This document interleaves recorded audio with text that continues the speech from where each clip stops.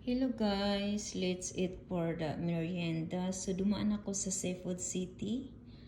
At ito yung binili ko. Ayan. Yung halo-halo. Look at that. O diba? Medyo natunaw na siya kasi mainit ang panahon dito ngayon. And then, tingnan nyo kung gaano kahaba yung turon. So actually, may knife ako and pork. So, ngayon, ikakat ko siya sa gitna. Kasi sobrang haba niya. O, diba? At saka napaka-crunchy. Yan.